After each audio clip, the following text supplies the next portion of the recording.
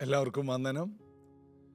ഇന്നത്തെ ദിവസം കർത്താവിൽ കൂടുതൽ ബലപ്പെടാൻ വേദപുസ്തകം വായിക്കുക, ആത്മാവിൽ പ്രാർത്ഥിക്കുക, എല്ലാറ്റിനും വേണ്ടി സ്തോത്രം ചെയ്യുക, നാളത്തേക്കുള്ള പ്രോഗ്രാമുകൾ തയ്യാറാക്കുക, ഇന്ന് സംഭവിച്ച അബദ്ധങ്ങളെയെല്ലാം വീണ്ടും കണ്ടുപിടിച്ച് തിരുത്തി നാളെ അതിനെ ഒന്നുകൂടി നന്നായി ചെയ്യാൻ പരിശ്രമിക്കുക.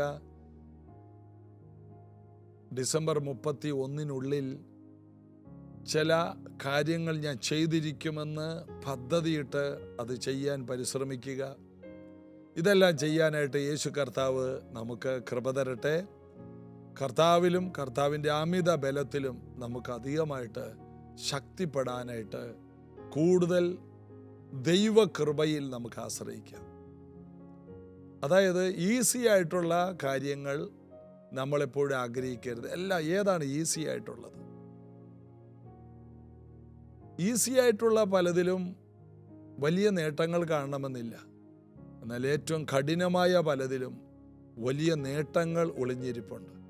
അതുകൊണ്ട് പ്രാർത്ഥനയോടെ കഠിനമായ കാര്യങ്ങൾ പോലും ഞാൻ ചെയ്ത് വിജയം കാണും, എൻ്റെ ഒരായുസ് കൊണ്ട് ആരും എത്തിപ്പിടിക്കാത്ത പലതും ഞാൻ എത്തിപ്പിടിക്കും എന്ന് തന്നെ ഒരു ഉറച്ച തീരുമാനമുണ്ടെങ്കിൽ കർത്താവ് അതിനു വേണ്ടി നമ്മെ ബലപ്പെടുത്തും. പലപ്പോഴും കോളേജിൽ പോകുന്ന കുഞ്ഞുങ്ങൾ +2 കഴിഞ്ഞൊക്കെ ഏറ്റവും പഠിക്കാൻ എളുപ്പമുള്ളത് ഏതാ എന്നിങ്ങനെ കണ്ടുപിടിച്ചിട്ട് ഏറ്റവും എളുപ്പമായിട്ടുള്ള ചില കോഴ്സുകൾ എടുക്കും. ഏറ്റവും എളുപ്പമുള്ള കോഴ്സ് പോലും ഏറ്റവും കഠിനമായ കോഴ്സിനേക്കാൾ കട്ടിയായിരിക്കും ചിലപ്പോൾ. എന്താണ്? ആ വ്യക്തിക്ക് എല്ലാം കഠിനമാണ്. എന്നാൽ ഏറ്റവും കഠിനമായ ഒന്ന് തിരഞ്ഞെടുക്കുകയല്ല, ജീവിത ലക്ഷ്യത്തിന് പറ്റിയത് തിരഞ്ഞെടുക്കുക. നമ്മുടെ ജീവിത ലക്ഷ്യത്തിന് പറ്റിയതാണ് എടുക്കേണ്ടത്. ഏറ്റവും എളുപ്പമായ വഴിയല്ല, ഏറ്റവും കഠിനമായ വഴിയുമല്ല. അതിനായിട്ട് കർത്താവ് ഓരോരുത്തരെയും ബലപ്പെടുത്തട്ടെ. അപ്പോസ്തലപ്രവൃത്തി 13-ാം അധ്യായത്തിലേക്ക് വീണ്ടും നമുക്ക് വരാം. പൗലോസിൻ്റെ പ്രസംഗം കഴിഞ്ഞു. ഒരു വാക്ക് പറഞ്ഞ് പൗലോസ് പൂർത്തിയാക്കി. അതെങ്ങനെയാണ്? ഹേ നിന്ദക്കാരെ നോക്കുവിൻ, ആശ്ചര്യപ്പെട്ട് നശിച്ചു പോവുക. നിങ്ങളുടെ കാലത്ത് ഞാനൊരു പ്രവൃത്തി ചെയ്യുന്നു, നിങ്ങളോട് വിവരിച്ചാൽ നിങ്ങൾ വിശ്വസിക്കാത്ത പ്രവൃത്തി തന്നെ. 40-ാം വാക്യം 41 എന്ന് പ്രവാചക പുസ്തകത്തിൽ അരുളി ചെയ്തിരിക്കുന്ന നിങ്ങൾക്ക് ഭവിക്കാതിരിപ്പാൻ സൂക്ഷിച്ചുകൊള്ളുവിൻ. നിങ്ങൾ നഷ്ടപ്പെട്ടു പോകരുത്, നിങ്ങൾ നശിച്ചു പോകരുത്, നിങ്ങൾ രക്ഷിക്കപ്പെടണം. പൗലോസിന്റെ ഹൃദയത്തിലെ ആഗ്രഹം അതാണ്. നിങ്ങളുടെ കാലത്ത് കർത്താവ് ചെയ്ത പ്രവൃത്തി നിങ്ങൾ വിശ്വസിച്ച് സ്വീകരിച്ച് കർത്താവിനെ അംഗീകരിക്കുന്നില്ലെങ്കിൽ നിങ്ങൾ നഷ്ടപ്പെട്ടു പോകും. നിങ്ങൾക്ക് വേണ്ടി കടന്നു വന്ന രക്ഷകനെ നിങ്ങൾ സ്വീകരിച്ചില്ലെങ്കിൽ, ആകാശത്തിൻ്റെ കീഴെ മനുഷ്യരുടെ ഇടയിൽ രക്ഷയ്ക്ക് വേണ്ടി വെച്ചിരിക്കുന്ന ഒരേ ഒരു നാമമായ യേശു ക്രിസ്തുവിനെ അംഗീകരിക്കുന്നില്ലെങ്കിൽ, സ്വീകരിക്കുന്നില്ലെങ്കിൽ നശിച്ചു പോകും. ഈ ഗതികേട് നിങ്ങൾക്ക് വരാതിരിപ്പാൻ സൂക്ഷിപ്പേൻ. ഇത് തന്നെ നമുക്ക് മറ്റുള്ളവരോട് പറയണം.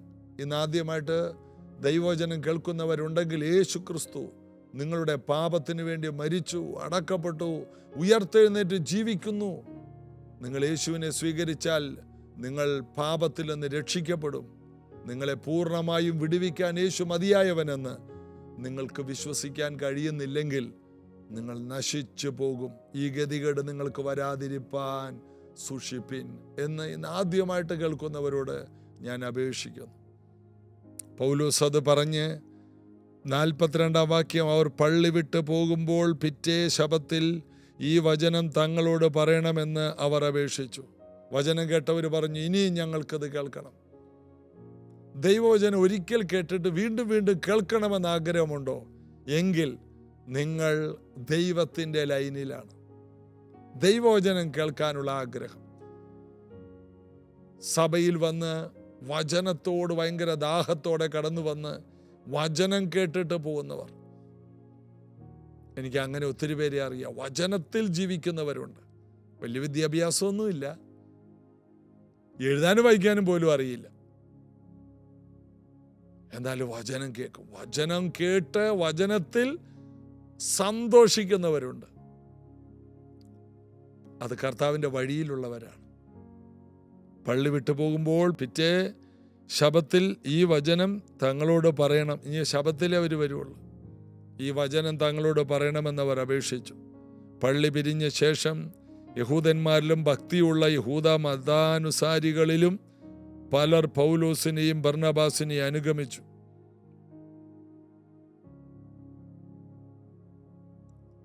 യഹൂദ മതത്തിലെ പ്രധാനപ്പെട്ട ആൾക്കാരൊക്കെ ഇപ്പോൾ പൗലോസിൻ്റെ ബർന്നബാസിൻ്റെ പുറകെയാണ്.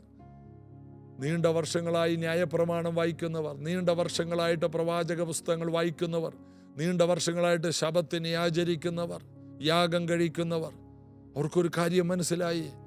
ഞങ്ങൾ ഇന്നുവരെയും വച്ചു പുലർത്തുന്ന കാര്യമല്ല, അതിനപ്പുറത്ത് മറ്റൊന്നുണ്ട്. ദൈവം എന്തൊക്കെയോ ചെയ്തു തീർത്തു. അത് ഈ രണ്ടു പേർക്കറിയാം. ഞങ്ങൾക്കിത് വേണം. ഇതാ പൗലോസിൻ്റെ പുറകെ ബർന്നബാസിൻ്റെ പുറകെ അവർ പോയി. അവർ അവരോട് സംസാരിച്ചു. ദൈവകൃപയിൽ നിലനിൽക്കേണ്ടതിന് അവരെ ഉത്സാഹിപ്പിച്ചു. യേശുവിനെ കുറിച്ച് വ്യക്തമായി പറഞ്ഞതുകൊണ്ടല്ലേ യഹൂദ മതാനുസാരികളൊക്കെ പൗലോസിന്റെ ബർന്നബാസിന്റെ കൂടെ ഇറങ്ങിത്തിരിച്ചത്. ഇത് പറയാനൊരു അവസരം എടുത്തത് കൊണ്ടല്ലേ. പൗലോസ് ഇന്നുണ്ടായിരുന്നെങ്കിലോ നമ്മുടെ നാട് മുഴുവൻ സുവിശേഷം കൊണ്ട് നിറയും. ബർന്നബാസ് ഉണ്ടായിരുന്നെങ്കിലോ നമ്മുടെ ദേശത്ത് വലിയ സഭകൾ ഉണ്ടാകുമായിരുന്നു. എത്ര തീഷ്ണതയുള്ള മനുഷ്യരാണ്. നമുക്കും അതുപോലെയാകാൻ നമുക്കൊരു മടങ്ങിവരവ് ആവശ്യമാണ്. 1-ാം നൂറ്റാണ്ടിലെ പോലെ തീവ്രതയും തീഷ്ണതയുമുള്ള ദൈവവേലക്കാരായിട്ട് നമുക്ക് മാറണ്ടേ? നമ്മുടെ ദൗത്യം എത്ര വലുതാണ്. നമ്മുടെ വിളിയും തെരഞ്ഞെടുപ്പും നമുക്ക് ഉറപ്പാക്കി കർത്താവിന് വേണ്ടി ശോഭിപ്പാൻ ഇടയാകട്ടെ. 44-ാം വാക്യം. പിറ്റേ ശബത്തിൽ ഏകദേശം പട്ടണം മുഴുവനും ദൈവവചനം കേൾക്കാൻ വന്നുകൂടി. അടുത്ത ശബത്ത് ഒരാഴ്ച കഴിഞ്ഞപ്പോൾ പട്ടണം മുഴുവനും ദൈവവചനം കേൾക്കാൻ. പള്ളി നിറഞ്ഞു, കോമ്പൗണ്ട് നിറഞ്ഞു, ഭയങ്കര പുരുഷാരം. ഒരവസരം കിട്ടിയപ്പോൾ, ഒരവസരം കാത്തിരുന്ന് ആ അവസരത്തെ ഉപയോഗിച്ച പൗലോസിന്, കൂട്ടുകാർക്ക് ഇതാ പട്ടണത്തോട് മുഴുവനും സുവിശേഷം അറിയിപ്പാനുള്ള ചാൻസ് കിട്ടി. പ്രിയമുള്ളവരെ, നമ്മൾ കർത്താവിന് വേണ്ടി നിന്നാൽ മതി. പട്ടണം മുഴുവനും സ്വാധീനിക്കപ്പെടുന്ന ചിലതൊക്കെ പിന്നത്തേതിൽ നടക്കും. കിട്ടുന്ന സമയത്ത് ദൈവവചനം അതിൻ്റെ ശക്തിയോടെ പറയുക, അതിൻ്റെ നിറവോടെ പറയുക, അതിൻ്റെ ഭക്തിയോടെ പറയുക. ദൈവവചനത്തിൻ്റെ വെളിപ്പാടുകൾ നമുക്ക് പറയാം. യേശു ക്രിസ്തുവിലൂടെയുള്ള രക്ഷയെക്കുറിച്ച് നമുക്ക് പറയാം. യേശുവിൻ്റെ രക്തം സകല പാപവും പോക്കി ശുദ്ധീകരിക്കുന്ന രക്തമാണെന്ന് പറയാം. ഹാബേലിൻ്റെ രക്തത്തെക്കാൾ ഗുണകരമായിട്ട് സംസാരിക്കുന്ന വളരെ പുണ്യാഹ രക്തമാണ്, വിശുദ്ധമായ രക്തമാണെന്ന് മറ്റുള്ളവരോട് നമുക്ക് പറഞ്ഞവരെ പഠിപ്പിക്കണം. യേശുവിൽ ആശ്രയിക്കുന്നവർ ഒരു നാളും ലജ്ജിച്ചു പോകില്ലെന്ന് ലജ്ജിച്ചിരിക്കുന്ന അനേകരോട് പറയാം. യേശുവിൽ വിശ്വസിക്കുന്നവൻ അത്ഭുതം കാണുമെന്ന് ജീവിതത്തിൽ വഴികൾ അടഞ്ഞു പോയവരോട് നമുക്ക് പറയാം. ഈ ആഴ്ചയിൽ നമ്മൾ സുവിശേഷം അറിയിക്കുന്നതിനെ കുറിച്ചാണ് കൂടുതൽ സംസാരിക്കുന്നത്. എല്ലാവരോടും സുവിശേഷം അറിയിക്കും.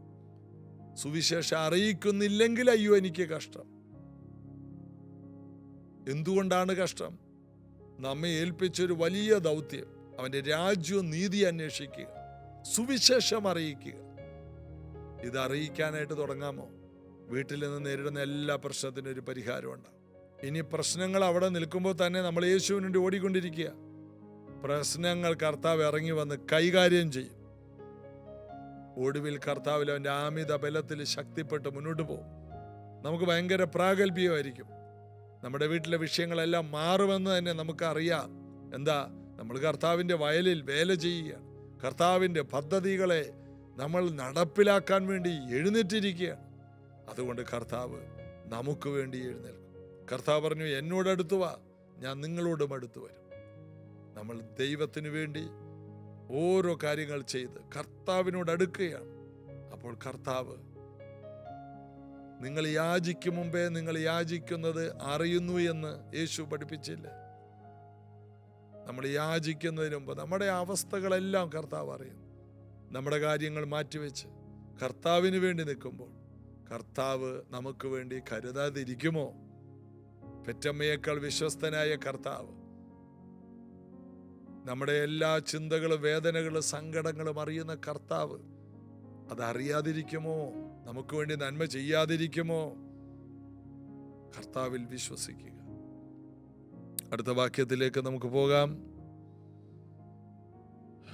യഹൂദന്മാരോ പുരുഷാരത്തെ കണ്ടു അസൂയ നിറഞ്ഞവരായി ദുഷിച്ചുകൊണ്ട് പൗലോസ് സംസാരിക്കുന്നത് എതിര് പറഞ്ഞു.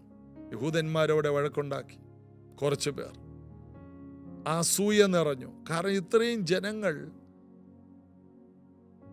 തടിച്ചുകൂടിയിരിക്കുന്നു. യേശുവിനോട് മുഴുവനും അസൂയയായിരുന്നു മഹാപുരോഹിതന്മാർക്ക്, ശാസ്ത്രിമാർക്ക്. ജനമെല്ലാം അവന്റെ പിന്നാലെയായിപ്പോയി. നമുക്കൊന്നും സാധിക്കുന്നില്ല. എല്ലാവരും അവന്റെ പിന്നാലെയായിപ്പോയി. പീലാത്തോസ് മനസ്സിലാക്കി ഇവർക്ക് അസൂയ കൊണ്ടാണ് യേശുവിനെ പിടിച്ചതെന്ന് പീലാത്തോസിന് അറിയാം. അസൂയ. കാരണം പീലാത്തോസ് അറിയുന്നുണ്ട്, എവിടെയും നാടുവഴിയല്ലേ, അദ്ദേഹത്തിൻ്റെ ഭരണപരിധിയിലുള്ള സ്ഥലങ്ങളിലെല്ലാം 10,000 ഒരുമിച്ച് കൂടുന്നു. അവർക്ക് ഭക്ഷണം യേശു കൊടുക്കുന്നു. വെറും 5 അപ്പത്തിൽ 5,000 പേരെ പോഷിപ്പിക്കുന്നു. രാജാവാണെന്ന് ഉറപ്പാണ് പീലാത്തോസിന്. അതുകൊണ്ടാണ് യഹൂദന്മാരുടെ രാജാവിനെ ഞാൻ എന്ത് ചെയ്യണം? ജനത്തോട് ചോദിച്ചു. നീ രാജാവാകുന്നു? യേശു പറഞ്ഞു, ഞാൻ രാജാവാണ്. രാജാവ് ചെയ്യുന്നതെല്ലാം യേശു ചെയ്തു. പോട്ടെ, ഒരു രാജാവിന് ചെയ്യാൻ കഴിയാത്ത കാര്യം യേശു ചെയ്തു. ഏത് രാജാവാണ് രോഗിയെ സൗഖ്യമാക്കിയിരിക്കുന്നത്? ഏത് രാജാവാണ് ഭൂതങ്ങളെ പുറത്താക്കി ജനങ്ങളെ വിടുവിച്ചത്? ഏത് രാജാവാണ് മരിച്ചവരെ ഉയർപ്പിച്ചത്? എല്ലാ രാജാക്കന്മാരും മരിച്ചു. എന്നാൽ മരിച്ചടക്കപ്പെട്ട് ഉയർത്തെഴുന്നേറ്റിട്ട് ഞാൻ ഇനിയും ജീവിക്കുന്നു എന്ന് പറയുന്ന ഒരു രാജാവ്, അതാണ് യേശു കർത്താവ്. യേശുവിനെ സ്വീകരിക്കുന്ന ഒരാൾക്ക് പരാജയപ്പെടാനോ നശിച്ചു പോകാനോ കഴിയില്ല. എത്ര വലിയ പദവിയാണ്! അസൂയ നിറഞ്ഞ് യഹൂദന്മാർക്ക് അസൂയ. ആരോട്? പൗലോസിനോടും ബർണബാസിനോടൊക്കെ അസൂയ. മറ്റുള്ളവർ അസൂയപ്പെടുന്ന എന്തെങ്കിലുമൊക്കെ നടക്കണം, അല്ലേ? അസൂയ ഉണ്ടാകണമെന്നേ. മറ്റുള്ളവർക്ക് അസൂയ തോന്നുന്ന പോലെ ദൈവം നിന്നെ വിടുവിക്കാൻ പോവുകയാണ്.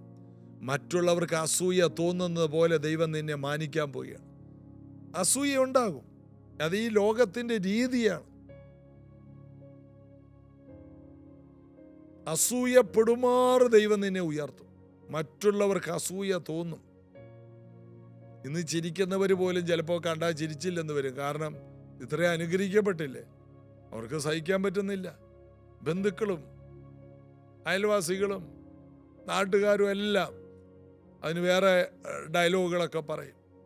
കള്ളപ്പണമാണ്, പാവപ്പെട്ടവൻ്റെ പൈസ ചതിച്ചു വാങ്ങിയതാണ്, അമേരിക്കയിൽ നിന്ന് കിട്ടിയതാണ്, എല്ലാ ഡയലോഗും പറയും.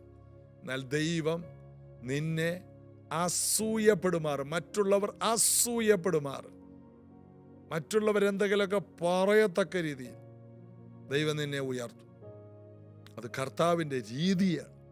ബൈബിളിൽ നോക്ക്, അബ്രഹാമിനെ നോക്ക്, ഇസഹാക്കിനെ നോക്ക്, യാക്കോബിനെ നോക്ക്, ജോസഫിനെ നോക്ക്, മോശയെ നോക്ക്, യോശുവയെ നോക്ക്. കർത്താവിന് വേണ്ടി നിന്ന എല്ലാവരെയും നോക്ക്. യേശു തന്നെത്താൻ താഴ്ത്തി വേഷത്തിൽ മനുഷ്യനായി. അതുകൊണ്ട് ദൈവനെ ഏറ്റവും ഉയർത്തി എല്ലാ നാമത്തിലും മേലായ നാമം കൊടുത്തു. കർത്താവിന് വേണ്ടി, പിതാവാം ദൈവത്തിന് വേണ്ടി നിൽക്കുന്ന എല്ലാവരെയും മാനിച്ചിരിക്കും. അത് സ്വന്തം മോനാണെങ്കിൽ പോലും മാനിക്കും. നമ്മുടെ ദൈവം ആർക്കും കടക്കാരനല്ല. നമ്മൾ കർത്താവിന് വേണ്ടി നിന്നാൽ അതിന് പ്രതിഫലമുണ്ട്. കർത്താവിന് വേണ്ടി സംസാരിച്ചാൽ പ്രതിഫലമുണ്ട്. കർത്താവിൻ്റെ നാമത്തിന് വേണ്ടി നമ്മൾ കൊടുത്താൽ പ്രതിഫലമുണ്ട്.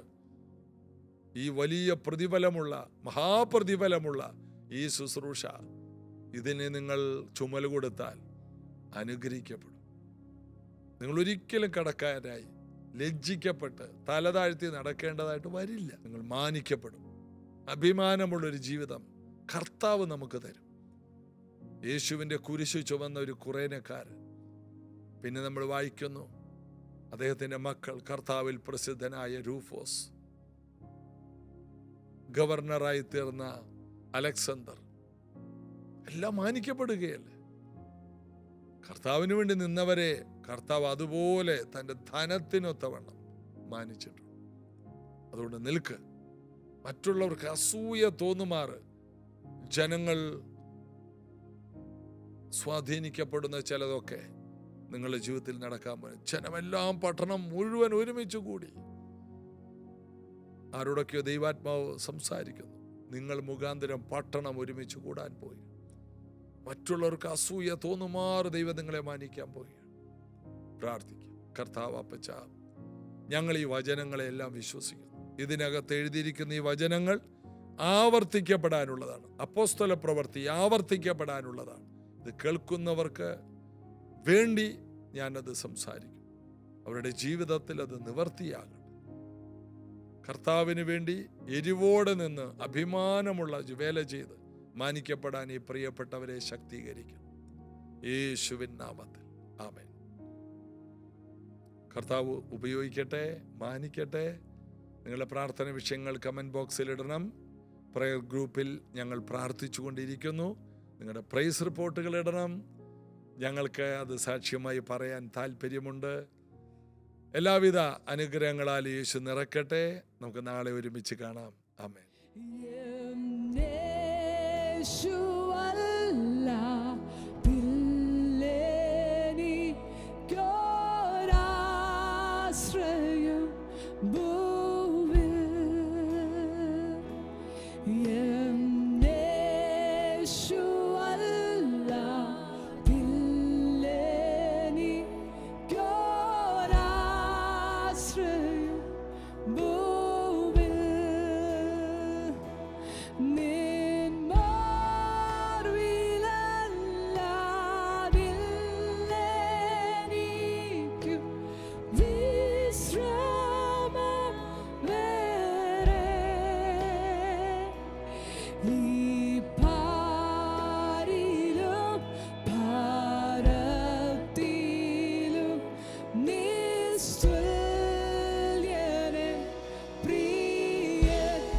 Sugar.